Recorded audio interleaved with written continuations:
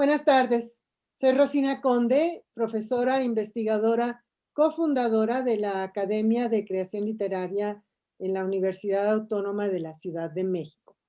En nombre de nuestra universidad, agradezco la presencia en este foro virtual para la presentación de nuestro libro Poéticas de la Creación, un volumen de ensayos que hemos elaborado con académicas y egresados y egresadas de la licenciatura en creación literaria, primera en el mundo de habla hispana. El proyecto de este libro surgió como una necesidad de proveer a nuestros estudiantes, así como a estudiantes de otras escuelas de escritores, de materiales teóricos sobre el arte de la composición de diversos géneros creativos en los campos de la poesía, la narrativa, las artes escénicas y audiovisuales, etcétera. Por lo que en este primer volumen, la doctora Carmen Ross y una servidora hemos integrado una serie de ensayos relacionados tanto con la estructura y clasificación de los géneros literarios, así como con la caracterización de personajes y los recursos estilísticos, además de incluir una sección final dedicada a la docencia del ejercicio de las letras en el campo de la composición literaria. Primeramente, quiero cederle la palabra a Carmen Ross, quien además de ser cofundadora de la universidad y codiseñadora del plan de estudios de la licenciatura en creación literaria, es doctora en letras modernas por la Universidad Iberoamericana. Ella ha publicado cuento, ensayo, entrevista, novela y reportaje. Además, fue guionista de Discovery Channel, People and Arts, de la BBC y Global Education Fund, además de haber colaborado como redactora, reportera de El Nuevo Herald de Miami. Carmen, muy buenas tardes. Me gustaría que hicieras una breve presentación del contenido de nuestro bebé, Poéticas de la Creación. Este es el bebé. Es un bebé del que estamos muy orgullosas y orgullosos, porque yo creo que llena un espacio en el horizonte de los estudiantes de creación literaria, universitarios y no universitarios. Este libro en su contenido abarca 4 grandes temas. Uno, la inspiración, que es una fenomenología del fenómeno de la inspiración. El segundo tema es así se llama, géneros, porque aborda algunos géneros poéticos, particularmente el soneto, aborda la figura retórica del silencio en el poema y su impacto en el poema y el impacto en el lector. En cuanto al soneto, Manolo Mujica presenta unas consideraciones que van prácticamente desde el nacimiento del soneto hasta nuestros días, las transformaciones que ha sufrido, el miedo, la reserva que se le puede tener a esta forma poética por las exigencias que tiene, pero después de leer a Manolo, cualquiera se la quiere rifar con un soneto y vale la pena. Hay otro hermoso, también hermoso, que es de Héctor Cisneros, otro egresado, que se llama Tradición y Rebeldía. El soneto en la lengua española e inglesa, cómo nace, cómo viaja a España, cómo se adapta a la lengua española en el momento en que llega a España, quiénes son sus más grandes exponentes y cómo viaja a Inglaterra y cómo el soneto, que es italiano, cómo se lo apropia Shakespeare y cuáles son, digamos, las aportaciones que hace Shakespeare. De verdad es un texto también que invita a arrojarse y decir no me va a pasar nada si escribo un soneto. Lo peor que me puede pasar es que lo guarde. Y tenemos otro textito que se llama Aproximaciones a la parodia, que estudia de una manera extraordinariamente concisa, pero extraordinariamente clara, qué es la parodia en la posmodernidad y cómo hoy hay muchos textos paródicos en la posmodernidad. Digamos, cómo es ese ADN de de algún texto en especial, pero es sobre todo una descripción, es una definición también conceptual y descriptiva que permite a muchos estudiantes darse cuenta que lo que han hecho sin saberlo es parodia. Y hay otro texto sobre fantasía épica de Ainhoa Ruiz Verdugo. Perdón, quiero aclarar, el de parodia es de Irer Isabel Campos, que el texto es muy bueno. También el de fantasía épica, donde Ainhoa da cuenta de cuál es el origen allá en tiempos ancestrales, en la noche de los tiempos, de dónde, cuál es el, digamos, la molécula inicial de la fantasía épica en este viaje a través del tiempo, qué va incorporando, qué géneros va incorporando, hasta lo que se reconoce tal cual en el siglo XIX como fantasía épica, bueno, desde la contemporaneidad así se le llama. Y nos muestra cómo viaja ese ADN y también cuáles son los autores más representativos, las obras más emblemáticas, cómo funcionan, y hace un contraste muy interesante con la fantasía heroica. Y ese deslinde lo logra muy bien, muy claramente. En el texto de los personajes, el tercer capítulo no es texto, son varios los textos. Uno que me encanta es de Rosina, se llama Géneros Populares, en donde Rosina aborda cómo funcionan los personajes en los géneros populares. Y cuando dice géneros populares, le entra a los géneros populares contemporáneos y los describe por su materia. Sobre todo eso es muy interesante. Por ejemplo, los géneros que hablan cuya materia es el gángster. La materia es Chicago, por ejemplo. Estoy dando un ejemplo. También están los de la materia del western, ¿ok? De géneros populares que también tienen un riel en el cine y en el documental, y que tienen rieles ahí. Pero sobre todo, esto es muy interesante, Rosina hace un estudio de los personajes que participan en estos géneros, cuáles son sus características, cuáles son sus patrones de comportamiento y cómo es que siguen funcionando desde las noches de los tiempos hasta la contemporaneidad. El de Omar, el texto de Omar Delgado, aquí presente, también egresado, es sobre el héroe fuera de la ley. Y ahí da más o menos cuenta, y él dará más con mayor precisión, cómo la figura del héroe representaba valores de una comunidad en un marco de la ley. ¿Qué fue lo que pasó para que el héroe se salga de la ley y siga siendo héroe? Pavel Pantoja, otro egresado, presenta algo muy, muy interesante, muy contemporáneo, porque es sobre los cuerpos estigmatizados. La representación de los cuerpos estigmatizados en la literatura es una teoría que muy recientemente se está, digamos, desplegando a partir de algunos feminismos, se ha desprendido, y ahora es todo un discurso. Y uno de los temas que aborda Pavel es el cuerpo como representación moral, otro entre el rechazo y la atracción, así se llama este apartado, pero tiene que ver con este rechazo y atracción que puede provocar un cuerpo estigmatizado, entendido por este cuerpo que tiene, vamos a llamar deformaciones, ¿ok? Dentro de un marco normativo estético. Y por último, en el texto de Pavel hay algo que se llama interiorización del estigma, como los sujetos que no responden plenamente a estos marcos normativos de cómo gestionar y debe ser el cuerpo, interiorizan el estigma y presenta ejemplos literarios y algunos cinematográficos. Dentro de los literarios, Frankenstein. Cómo es un personaje moralmente condenable porque es monstruoso.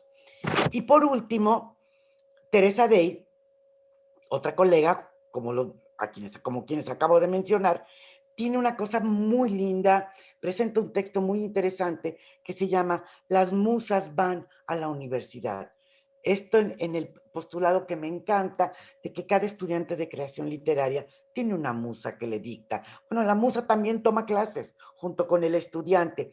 Y Tere nos da cuenta en este texto en qué momento nace la idea de profesionalizar la escritura artística. Ese es como el punto. Insisto en que hay quienes no creen que se puede enseñar la escritura artística, pero sí la arquitectura, sí la música, sí la escultura, sí la pintura, y si hay conservatorio y nadie se escandaliza, y en ese conservatorio salió Pablo Moncayo y han salido muchos más y grandes compositores. No todos los egresados del conservatorio son compositores que pasarán a la posteridad por la aportación única, original, pero hay muchos más que ahí están y que han colaborado para que esos grandes estén ahí. Creo que esto ocurre lo mismo en creación literaria. Y Tere nos da cuenta de estas escuelas que empiezan en Iowa, cómo a lo largo del siglo XIX, perdón, del siglo XX, prolifera en todas las universidades. Hay más de 1000 universidades en Estados Unidos que ofrecen programas de creación literaria, programas de posgrado y programas de, digamos, un bachelor totalmente especializado en creación literaria. También aborda el tema México, las escuelas previas a la Universidad Autónoma de la Ciudad de México, y luego acota para decir, miren, señores, las musas de nuestros estudiantes tienen que acogerse a estas estrategias con las cuales la Academia de Creación Literaria trata de que estas musas se eduquen para dictar lo mejor posible, ahora sí que a sus encargados, a sus tutelados, el cómo escribir. Lo hace de una manera muy agradable. Creo que todos los textos, todos tienen un valor, dos valores. Uno es el contenido, el concepto, que es puede ser muy académico, es un abordaje teórico, pero no es para académicos, y ya, puede serlo. Son textos escritos de una manera afectiva, afectuosa, desde la amenidad, para que toque y penetre literalmente la inteligencia y la simpatía de los lectores y puedan aprender con H el concepto de cada texto. Carmen, se me hizo muy raro que te hayas saltado la primera parte del libro que tiene que ver con la inspiración. No mencionaste el texto, los dos primeros textos que abren la puerta a todo este panorama creativo. Para redondear nada más, ¿cómo cerrarías con ese texto? Bueno, pues lo hice un poco pues por pudor. El texto de Yo sobre sé que lo inspiración, hiciste por pudor, porque uno de los textos es tuyo. el texto es Pero mío. ¿Cómo opera? ¿Qué es la inspiración? ¿Quiénes han acercado a tratar de buscar no los accidentes, sino la esencia de la inspiración de Platón a nuestros días? Y dentro de ese texto, que fue parte de mi trabajo de doctorado, puedo contar toda la verdad, toda la verdad. no creo que te alcance el tiempo para contar toda la Okay. verdad, Le pero mandé el texto sin terminar a Daniel Sada y le dije, esto es lo que tengo, te voy a entrevistar. Ah, perfecto. Y cuando fui a entrevistarlo, Daniel se desplegó sobre la inspiración. Daniel Sada, nada más ni nada menos. Se desplegó pero en grande, para hablar sobre cómo él experimentaba la inspiración y cuál era la diferencia entre el filósofo y el escritor. En términos de inspiración creadora, que yo creo que un filósofo puede también tener a su musa ahí que le acomoda cosas, pero es un rango más restringido. Sí me explicó el del filósofo. Puede ser muy profundo, muy interesante, apasionante, pero el creador es, a la hora que recibe, como dice Daniel, la musa, no es reflexivo, lo que le interesa es expresarse. ¿Ok? El texto va básicamente sobre eso, sobre qué es la inspiración, cómo opera. ¿Cómo opera? Eso llega así, muy fuera de esa mística, ¿no? Pues vamos a decir, ¿cómo obra? ¿Cuál es el milagro? ¿Cómo lo realiza? En muchas fin. gracias, Carmen. ¡Mua! Bueno, pues ahora me gustaría cederle la palabra a Omar Delgado, quien fue de los primeros egresados de nuestra licenciatura en la universidad, ¿no? Y posteriormente hizo una maestría en literatura mexicana contemporánea en la Universidad Autónoma Metropolitana, en donde actualmente está terminando su doctorado en Humanidades y Ciencias Sociales, en la sede de Coajimalpa. Omar no nada más se ha dedicado a la academia, él es creador desde un principio, cuando ingresó en la licenciatura en creación literaria, es porque él ya era creador, él ya escribía, ¿no? Tiene, de hecho, ya varios libros publicados, Donde no hay Dios, de 2017, Borderline Raza, 2016, de Mujeres, Mujeres y Traiciones, 2015, El Caballero del Desierto, 2011, y Ellos nos cuidan, del 2005. Entre otros premios y reconocimientos, obtuvo el segundo lugar en el concurso de ensayo Carlos Fuentes en 2012, el Premio Iberoamericana de Novela en 2011 y el primer lugar en el concurso nacional de cuento Magdalena Mondragón en 2011 también. Pues Omar, pues nos da muchísimo gusto que hayas aceptado estar aquí con nosotras, acompañándonos en esta aventura editorial, y pues me gustaría que encendieras tu micrófono y nos platicaras un poco acerca de tu ensayo sobre el héroe delincuencial. Claro ¿Cómo que es que sí. un delincuente puede ser héroe? A ver, Bueno, miren, vamos a abordar un poco. En primer lugar, muchas gracias, queridas maestras, queridas musas de la UACM, por la invitación. Y muchas gracias a todas y a todos que nos están escuchando, que es un privilegio estar aquí con ustedes.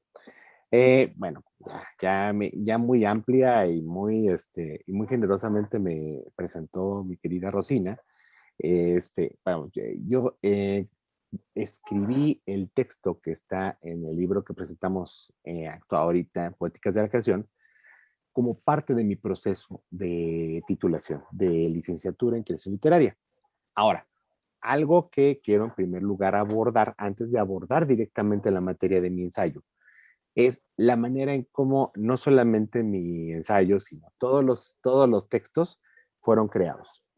Todos los textos que están en la antología son creados, bueno están escritos para un proceso de titulación, pero dentro de la universidad, este proceso de titulación, este texto reflexivo, va unido a un texto creativo.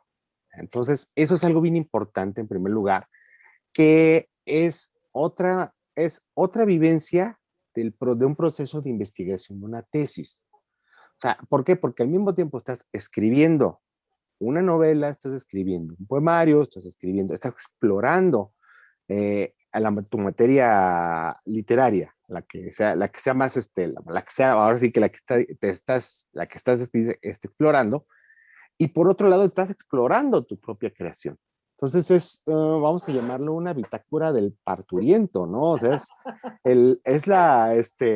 es justamente el decir, pues todo lo que no solamente todo lo que estás tratando de explicar a partir de la representación literaria o representación poética, sino también todo lo que estás sintiendo como creador, toda la efervescencia, toda la ebullición.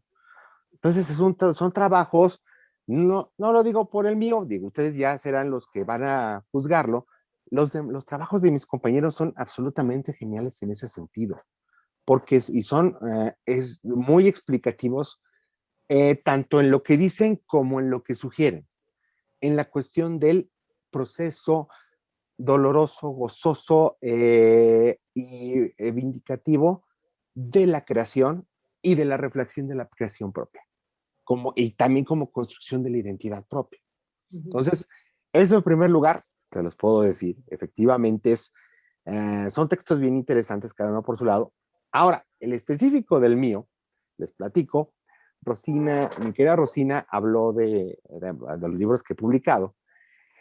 con el que gané el premio siglo XXI hace 10 años, ya vamos para 10 años.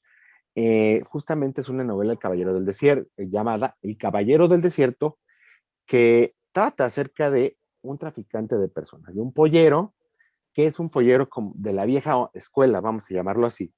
Un pollero de los que todavía tenían un cierto grado un código de honor, que tenía todavía un cierto cuidado por las personas a las que pasaba, y que justamente está en este proceso con el que ya está conviviendo y confrontándose con estas nuevas mafias que son verdaderas empresas del horror, ¿no? Estas empresas que comienzan a pasar indocumentados de manera masiva, pero también de manera cruelísima, ¿no? De manera de que están los pasan, los secuestran, y si no se les da el dinero que requieren, pues los matan. Digo, los estados de Tamaulipas y Veracruz están llenos de fosas, desgraciadamente de fosas llenas de migrantes que vivieron este proceso espantoso. Horrible. Entonces, trata de eso, ¿no? Trata pues de este proceso en primer lugar social, trata de abordarlo desde el punto de vista de lo literario, y también hace la reflexión acerca, bien lo comentó mi querida Rosina, del cómo un delincuente, es decir, un transgresor de la ley, puede llegar a convertirse en un héroe. Es decir, desde el punto de vista, vamos, desde la literatura épica, desde el mismo Gilgamesh, desde los micros grecolatinos, el héroe es este personaje ejemplar, es este personaje hiperbólico que suma todas las virtudes sociales de un grupo, de una comunidad, y que las representa y las enseña. Vamos, las enseña el grupo a partir de los relatos que protagoniza. Entonces, esta es la definición del héroe, y ya a partir de esa definición clásica del héroe se definen pues todas las demás, porque hay una serie de ramificaciones justamente que abordó dentro del ensayo de manera muy breve, pero una de ellas, que es la que, pues de alguna manera más, la que me llama la atención a partir de este proceso que tengo como creador de esta novela, es bueno, pues finalmente hay personas que transgreden la ley de manera proactiva, que saben que están quebrando un código, y que aún así la sociedad que los está, que los está acompañando, valida su conducta. Entonces, este proceso tiene que ver, ya lo leerán en el libro una vez que ya lo tengan en sus manos, tiene que ver con esta mutabilidad que cualquier comunidad tiene, cualquier sociedad tiene. La sociedad, pues como para formar un grupo humano, requiere, diría Rousseau, un contrato social.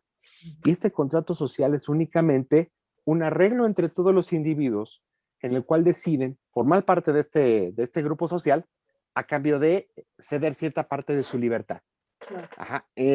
Digamos, o sea, y cierta parte de su libertad, otros teóricos de la política lo dicen, la más, no, sino la única, la más importante es ceder la violencia a un ente que es el Estado para que él tenga el monopolio de la violencia. Ya han escuchado esta parte, ¿no? O sea, es decir, yo puedo llegar a tener un agravio de mi vecino, puede llegar a robar mi gallina, y yo le puedo ir a dar de macanazos, pero no lo voy a hacer porque hay una instancia que es el Estado que me dice, no, no, tú no vayas, tú me vienes a decir a mí y yo voy y lo castigo y yo te reivindico el daño que te hizo.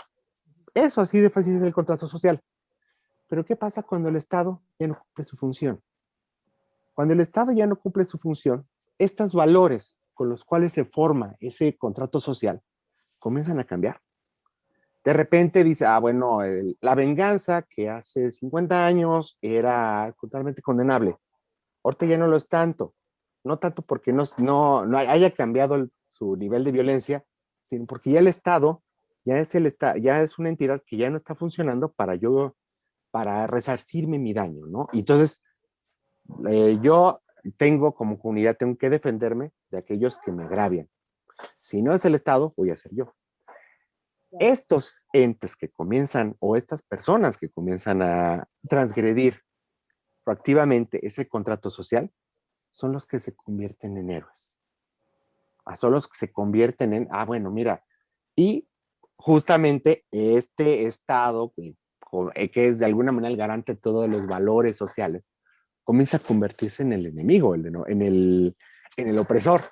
Entonces, ¿qué es lo que implica este héroe delincuencial? Ya también para ir cerrando, para darle espacio también a mis queridas musas, lo que implica el héroe delincuencial es el cambio de los valores de una sociedad e implica también el desplazamiento de esta sociedad hacia un nuevo orden. O sea, en una sociedad siempre va a haber delincuentes, pues siempre va a haber un cierto grupito que no va a querer seguir las reglas, pero cuando este grupo crece o cuando el Estado ya no comienza a ser ese garante de la seguridad o del bienestar de los ¿cómo se llama? De sus protegidos, es cuando estas figuras comienzan a adquirir otra valencia, otra valencia moral. Dejan de ser entes negativos para, como dicen, héroes, héroes dignos, personajes dignos a seguir, que es el concepto más básico de lo que es un héroe. Entonces, de eso versa, por un lado, El Caballero del Desierto como obra literaria, como una novela, y el ensayo que le hice a mi novela a partir de mi proceso creativo. Entonces, pues básicamente es lo que quiero comentarles, de que para concluir, pues finalmente dentro de mi novela, dentro de mis dos trabajos que presento, pues son es una serpiente con dos cabezas, ¿no? Que se va mirando y que no se puede entender una sin la otra. Ajá. Y si bien puede leerse el ensayo sin leer la novela o al revés, ahora sí que leerlas conjuntamente, pues es la experiencia que cierra y que complementa todo pues ahora sí que pues toda la vivencia. Y eso ocurre con todos los ensayos que están dentro de Poéticas de la Creación. Cada uno de ellos, como les decía, es la manera en cómo un autor se explica a sí mismo. Y solamente por eso, yo creo que es absolutamente indispensable que cualquier persona que esté interesada en crear lo visite y lo lea. Con eso, bueno, ya Pues podemos muchísimas gracias, continuar. Omar. Desafortunadamente se nos acabó el tiempo. Quiero agradecerles a todos los presentes el que nos hayan acompañado en esta aventura. Los invitamos, por supuesto, a adquirir el libro y comprarlo, y no solo eso, sino leerlo y apreciarlo, degustarlo. Poéticas de la Creación, publicado por la Universidad Autónoma de la Ciudad de México. Se puede adquirir en la propia librería de la universidad, en la colonia Doctores, en García Diego. Pues muchísimas gracias y buenas tardes.